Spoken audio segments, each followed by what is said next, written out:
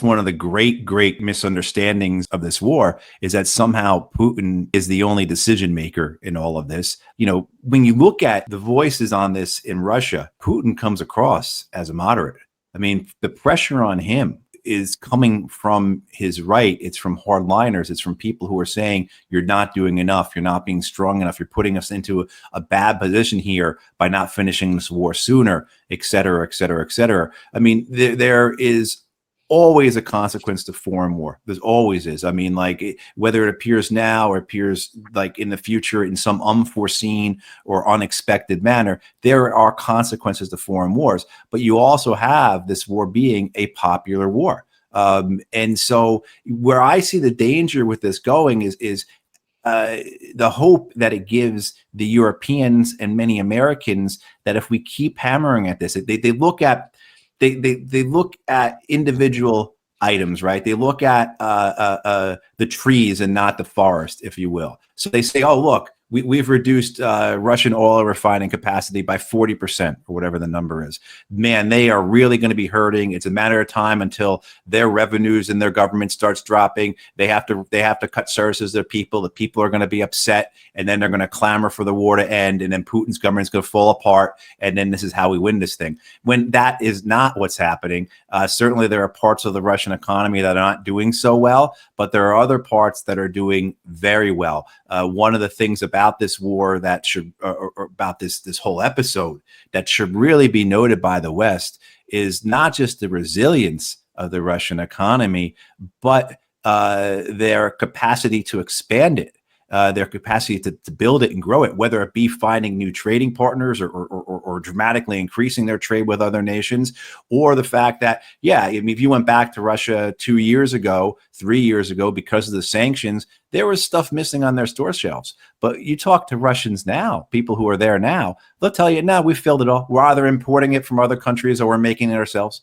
I mean, so the resilience here of the Russian economy, the Russian industry, and the ability of the Russian leadership to plan for this and execute it to ensure that their economy, even as it was under 19 rounds of sanctions now from the West, something that's supposed to crash the Russian economy. Actually, you saw the opposite of crushing sanctions. Right. But yeah, exactly. You saw the opposite of that. Actually, you saw an overheating Russian economy for a few years. And so they had some inflation, and that inflation's going down.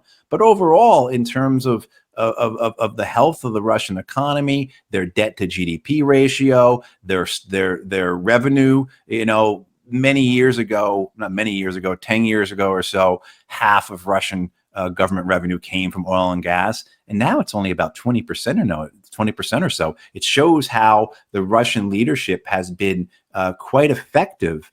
Again, not just at ensuring that their economy and their industry is resilient from attacks from the West, but to grow it and expand it and to make it even more powerful. And, and I say this not as someone who is cheerleading for Russia, but as someone who's trying to get Western leaders to understand where they're putting themselves here, what they are confronting. Look, you had the numbers last month of Russian drones that were launched into Ukraine, and I think it was almost 6,000. And then you had the numbers from Ukraine into Russia, and it's about 2,500. So after 3.5 years of war, with all the pronouncements from the West, from the Americans and the Europeans about how we are going to give Ukraine everything they need to win this war. And we're going to expand our industrial capacity. We're going to build out our armament factories, et cetera, et cetera. We're going to become a new arsenal for democracy, all the rhetoric that went with it. 3.5 years later, you've got Russia able to send about 2.5 times more drones into Ukraine than Ukraine can send into Russia, right? I mean, so this is a fight just on the industrial side that the West has demonstrated it can't win, let alone the fact that we know, thanks to that really great story. I mean, it's clear. I mean, if the New York Times publishes something like this, this is where what happens. This is the beauty of having stenographers for the U.S. government, like the New York Times. So, right. I mean, so that we know, because you and I, we could say 2 years ago, 3 years ago, the American generals are the ones who are waging this war, not the Ukrainian generals. And people are like, okay, yeah, whatever, Ho, whatever, Davis. But when the Times, as they did back in March or April this year, published that massive story on how, particularly, say, the Ukrainian offensive of 23 was led by American officers in Wiesbaden, Germany. Hey, that's the way it was. If the Times publishes something like that with the full approval of the American government, for whatever reasons why the Pentagon and the White House wanted that information out there, they put it out there. And so we've seen, so it's not only just the fact that we can't win this war because our industry, our economy can't measure up to the Russians. It's also, too, our leadership can't measure up to the Russians. And on that point, there's something I want to get. I just earlier today I did a whole show on this, so I won't repeat a lot of that, but I would like your comment on this. There is a piece today published by the Atlantic Council, dispatched from Ukraine. The path to a durable peace is emerging, and in this piece, the author, who is the chief president and CEO of the organization, goes on to say basically that some of the interesting points here, that now that we realize that Russia cannot win on the ground, we're looking for some other things here, and they want a just and durable peace. And they define that as everything that's in Zelensky's favor. And it is totally divorced from reality. It doesn't even address the Russian side of this. The only thing that's come close to being talked about here that's a valid is that they talk about the Ukraine drone capacity, which is legitimate and it's powerful, but they don't put it in context. They don't see what the Russians, and they give the impression, if not the outright statement, that Putin can be forced into a peace. What do you say when you see stuff like this? I think that his phrasing is off the mark. I mean, if he Russia cannot win on the ground, I think is not the right way to describe it. It'd be that Russia cannot lose on the ground. I mean, like, just a variation of that. That's all. But I mean, that doesn't mean that Russia could win. I mean, it's the sense that Russia can't lose and Ukraine can't win. That's the formulation as the war has been the entire 3.5 years, and will continue that way, where Russia cannot lose and Ukraine cannot win. I mean, we've talked about before my view on what would a Russian win look like. What a collapsed Ukrainian government, millions of people who are now refugees. Many of them will go into Russia themselves. They've already absorbed 1 million refugees or more. Russia, the eastern part of Ukraine is devastated. It's depopulated. It's deindustrialized because everything's been destroyed.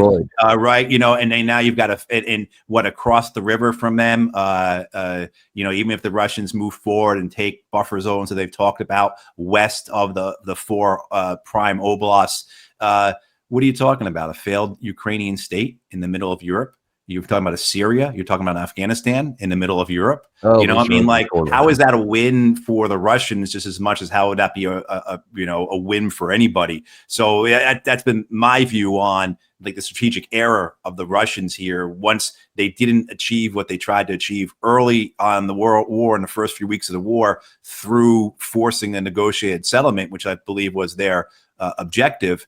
Once that occurred, they're now stuck. And so the problem is how we get back to saying before about, and what I think Kagan is trying to push here, when you're taking the trees and not the forest, when they're taking details, again, Russian oil refining capacity is down 40% or whatever the number is, right?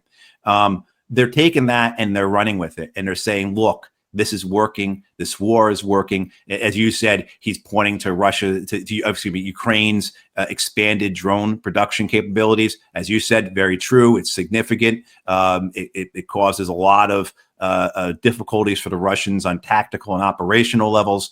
But it's not taken or understood in the overall context of the war, like, especially what are the Russians doing? How else is their economy behaving? Where does the Russian population see this war? Where is public opinion in Russia on this war? And what type of pressure is being put onto Putin? It's completely the opposite of the way Kagan and others are describing the circumstances. So the danger in all this, of course, is it gives this idea, this fantasy that the war can be won. And I think certainly the war can be continued. I think you run into the danger of Ukraine collapsing, whether it be a military collapse or a civilian government economy collapse. And I put equal money on which one would come first. And so there's that danger. But I think that the Europeans and many Americans view this as, well, look, we've done it before. As long as we keep the fire hose, as long as the money keeps going in, the balloon will stay inflated. And if we can just get the Ukrainians to lower their draft age, right, and start recruiting 18 and 19 and 20-year-olds, then they'll have another half generation to put into this war. And then we could keep this thing. We could keep the balloon inflated. We could, like that crazy armed balloon you see outside of car dealerships, right? You can keep that thing upright and wiggling around and dancing.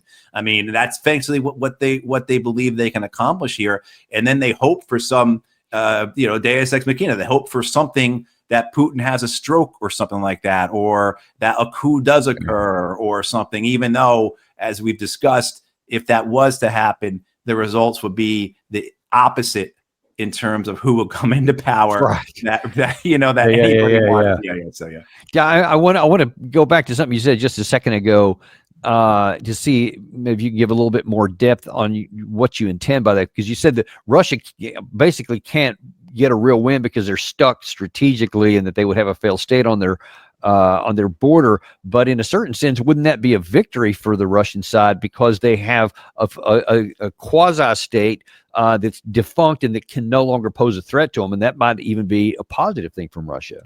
It could be. But I think the risk, though, of having a failed state with all those weapons, with essentially warlords, with who in Ukraine over the last years, what group has performed best politically in terms of actually getting hold of power, putting themselves in positions of power, right? It's the right wing in Ukraine. It's the Nazis that the Russians complain about and are afraid about. They're the ones in the best positions now. So if you had a fractured state, a failed state, those who would benefit most would be those who are still the most hostile to the Russians. And it just would be an ugly, awful mess that be the opposite of the stability that I think anybody wants to see there, including the Russians. I mean, certainly they'd have to then garrison, and because I don't think this was their objective, say almost 4 years ago, was to have to garrison that eastern part of Ukraine and essentially be in this position where they are now the dream of every aspiring American and European general, is to be the general who takes back the Donbass, right? To be the Richard the Lionheart of the modern age, right? That the Donbass is now the new Jerusalem that we have to take back. So I think they have put themselves into that position. Same time too, weighing everything else. It's easy for me to say that sitting here. I'm not the one who's concerned with their national security matters as they are. So I can understand why they made that decision. I'll criticize it, but I also understand why they felt like that was the best option for them. But certainly, there's no way I see without a negotiated settlement. And through a negotiated settlement, I feel that the Russians can be victorious, right? That through a negotiated settlement where they do achieve that degree of Ukrainian neutrality, which would actually lead to a stabilized Europe militarily, just as Finnish neutrality and Austrian neutrality did, following World War II. So I think there's that possibility. Getting to a negotiated settlement, as we both know now at this point, the road to that is looking really bad.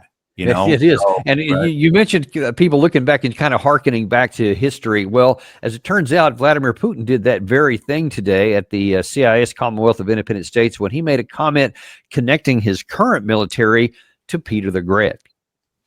I think it's also clear, because it was Peter the Great who laid the foundations of the modern Russian state, whatever its name, the Russian Empire, the Soviet Union, but it was Peter the Great who laid the foundations, the fundamental foundations.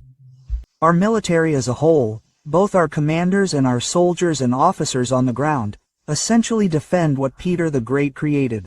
And then his successors strengthened him. Russia's fate has unfolded differently over time. It has grown, It has grown. Under Catherine the Great, it even has a tomb right next to Peter the Great. In fact, Russia made the greatest territorial acquisitions, as is well known. So, we paid tribute to those people who made a unique, fundamental contribution to the development of our state. Well, and then I simply held a meeting with my military colleagues, and they reported to me on the situation on each sector of the front, each one for which they are specifically responsible. So what message do you think, if any, that was intended for? And we'll look at two different audiences. One is the domestic audience, and number two is the European audience, because he's saying, look, we had all these territorial conquests under Peter the Great, under Catherine, and now then here's my current military, and we are advancing both on the ground and in the air. What do you think? Well, I think, domestically, it's a great recruiting speech, right? It harkens to your forefathers. It harkens to your ancestors. It harkens to those who built and established Russia, who's defended it over the centuries. I think that helps drive, along with their very large bonuses and pay packages for their soldiers, a Russian military that is not facing any manpower difficulties that I'm aware of, right? It's doing quite well that way. Right. 3.5 years into the war, you could call it a foreign war. I call it that. I know many Russians don't view it that way. You'd expect maybe the army to be slowing down a bit in terms of how many people are pulling in, and no, they've been expanding it. And then for the Europeans, I think it's the same type of usage of history that we've seen Vladimir Putin used before. This just trying to be reasonable with the Europeans in the sense of recall your past, recall your experiences, recall what has happened in terms of previous wars, how well they've gone, how well they've failed, how far they failed to advance, how they ultimately did fail, et cetera, et cetera, et cetera. We can point to, a half dozen examples, and trying just to use that type of historical example that Putin is saying, it's just not the strength of my army. It's just not the strength of our economy. It's the resilience and the spirit of our people here that has always existed for the Russian people. And I think that's what he's trying to get across to the Europeans. The Europeans, of course, don't seem interested in listening to anyone. The no, madness, definitely not. But if that's the intended message, definitely falling on deaf ears. Yeah. But they keep giving the message. And as a matter of fact, earlier this week, speaking of the military, you had Valery Gerasimov, the commander of the Russian armed forces, also gave an update to Putin on the front lines. The enemy has concentrated its main efforts on stabilizing the situation in crisis areas of the front in order to slow down our advance. The North Troop Grouping is operating along the border zone and continues to carry out tasks to create a security belt in the Kharkiv and Sumy regions of Ukraine. Its units are also successfully advancing in the southern part of Volchansk. The West Grouping is completing the rout of the enemy in the southern districts of Kupiansk, successfully advancing in the Krasno-Liman direction, and the liberation of the settlement of Yampol continues, most of which is under our forces' control. The troops of the southern grouping, despite the enemy's stubborn resistance, are advancing through fierce fighting in the cities of Seversk and Konstantinovka. And by the way, for all those who may have wondered, Gerasimov was not suddenly speaking English. That is AI translation, which has remarkable technological capabilities where they actually change the movements of his mouth to match the English words. Pretty remarkable stuff there. But the bigger issue there, look, he's not wrong. And when you take a look at the current battle map of today, you see the stuff that he's saying there, it's valid. It's on the map. It continues to move to the west. Ukraine continues to lose men. Unlike the Russians, which you just pointed out, they don't have a pipeline, no matter stealing people off the ground or troops or money, anything else, which they do try some of that. They don't have enough manpower. So whether you're talking about in the air that we started off here or on the ground, I don't see any path to continue having this fantasy like the Atlantic Council did, that there's going to be some positive outcome for the Ukraine side. No. Best case for the Ukrainians is that they're able to hold on, again, because of the infusion of money and armaments from the West, and those are both doubtful. I'm trying to understand the discussions in Brussels or that, in say New York or the White House among the Americans, who think that there is a path forward here. The best case I can estimate is that Ukraine hangs on, and they slowly lose land, and that it's not dramatic, and it takes another year and a half or whatever for the rest of Donetsk to be seized or something, like that's the best case. And that is the best case, and the failure of, I think, the West to understand the Russians' goals and objectives in this, that it was never about the conquest of all of Ukraine. Again, it was about Russia's national security interests, as well as it changes in 2022, taking the four provinces or oblasts of eastern Ukraine, and that's it. So yeah, I don't understand this idea of a pathway forward, where they think it's going to come from. The fact that it continues to be spoken about in a way that receives attention, that entire conferences are centered around it. I just was reading about the IMF report from a month or so ago that details the state of the Ukrainian economy, the state of Ukrainian government finances. And again, they're going to be $70 billion short. That money has to come in, or else they'll be, they'll go bankrupt and everything will crash. And you looked at the estimation that IMF have been using for the last few years. Their estimates were all based upon the war ending this year. Their estimates, their economists were utilizing the information they received from their geopolitical peers, who were advised by retired military officers and strategists at places like the Institute for Study of War and the Atlantic Council, and the Royal Uniformed Services Institute, and so on and so forth, right?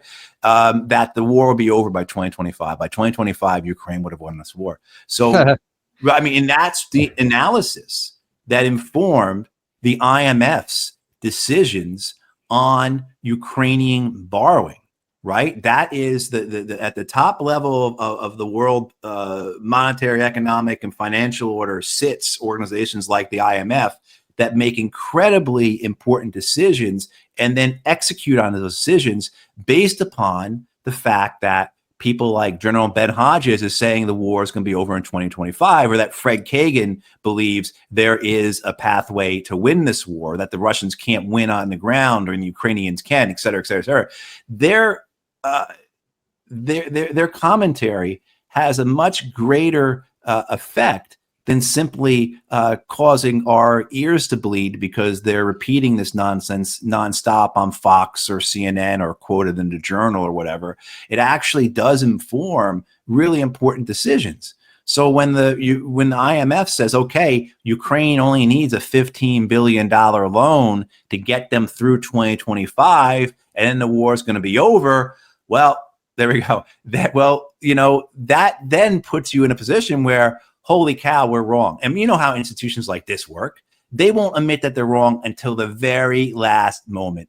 Or even after the last moment. Even after the worst moment. And so now the fact where like Ukraine's budget gap is, this ugly, roaring, hell hole coming, in the ground in front of you.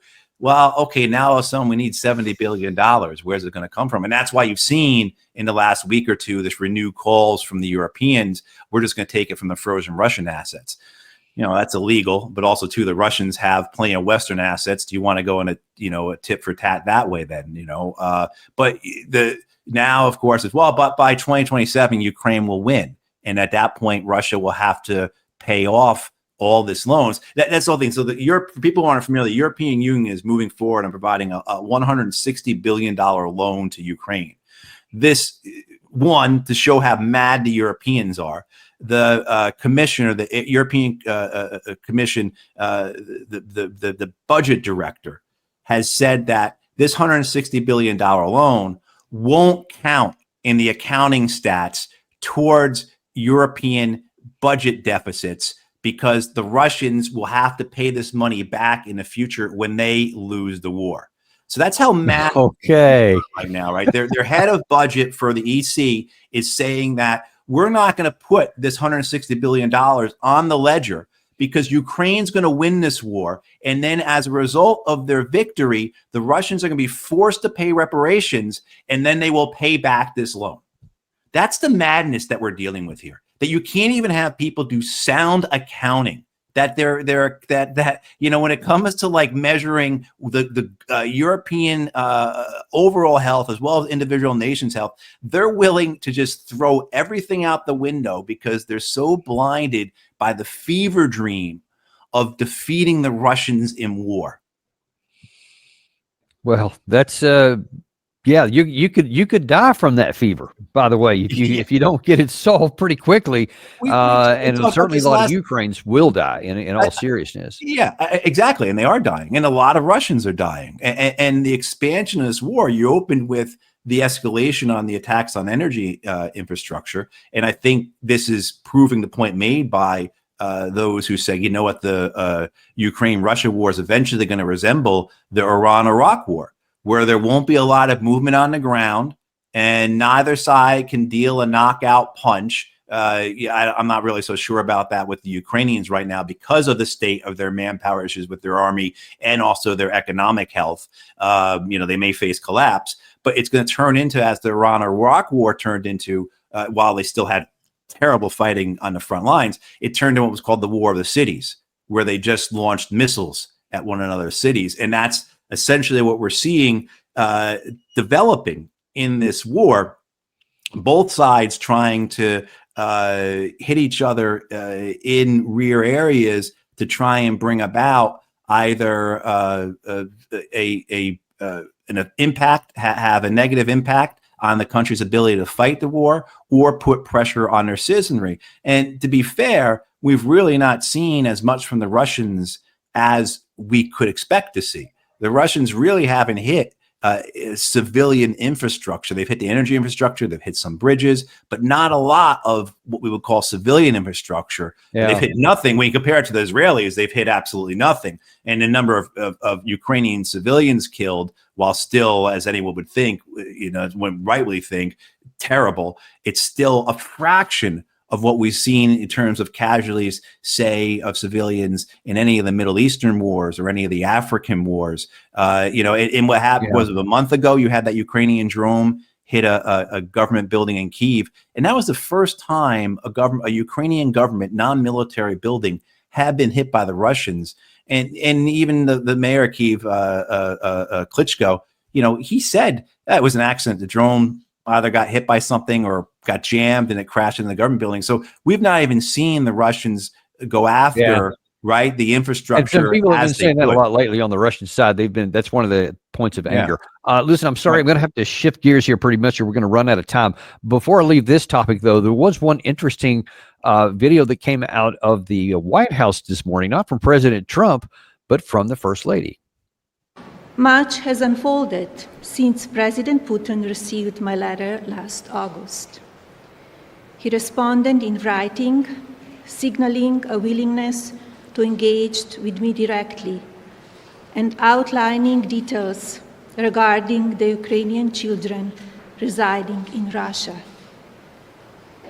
And since then, President Putin and I have had an open channel of communication regarding the welfare of these children. For the past 3 months, both sides have participated in several back-channel meetings and calls, all in good faith. We have agreed to cooperate with each other for the benefit of all people involved in this war. 8 children have been rejoined with their families during the past 24 hours. It's kind of a good story. It's a nice story that they've been talking, because anything that's going to help move anything towards peace is good. 8 children allegedly came back, but the claim is that there's like 20 or 30,000 of them. And the Russians say, well, there actually aren't any for various reasons. I'm not sure where these 8 came from, but what do you make of that? Yeah, I've had a great difficulty following this story for the last few years. Various estimates are put out there. I don't believe either side So it's kind of hard to take the word of the Russians or the Ukrainians on this.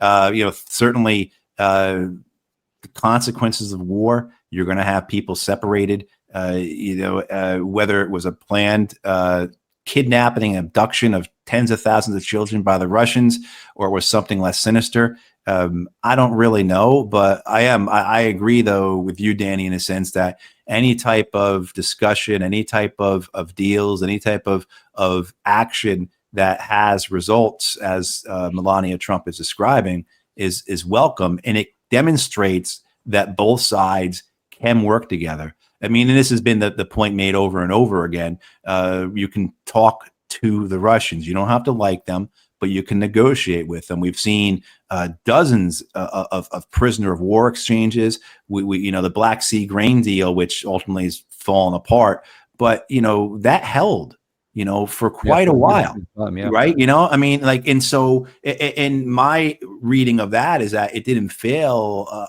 It wasn't the fault of the Russians that it failed. I mean, there are opportunities here that can be where good faith can be shown, where relationships can be established, and then those can be built upon to grow into negotiations. Particularly now, we're at this point where it seems that both sides are willing to walk away from negotiations. The comments from the Russian deputy foreign minister this week were very disappointing. Understandable, but very disappointing. Sergei Ryabkov said that he felt that all the momentum from Alaska had been played out and was gone. Yeah. And even today, Vladimir Putin said about the New START treaty. He said, because he had offered a couple of weeks ago now, hey, let's extend this New START, because New START, the arms control deal that keeps Russian and U.S. Warheads capped at about 1,500 each. That's set to expire in February. And, the explosion, the arms race that's going to come from that, we're already in an arms race, but the explosion that's going to come from that is going to be massive. And Vladimir Putin a couple of weeks ago said, let's extend it for another year. Yeah. And initially the White House said that sounds like a good idea. But as far as we know, the Americans in 2 weeks' time have not responded at all to the Russians. And the Russian president just today said, if they want to, that's great. But if they don't want to extend it, no big deal. We're building new weapons, lots of new weapons, and we're going to be okay. I mean, so this is a terrible spot where we may have had some very cautious hope. Several months ago, I think that's that's more or less going away.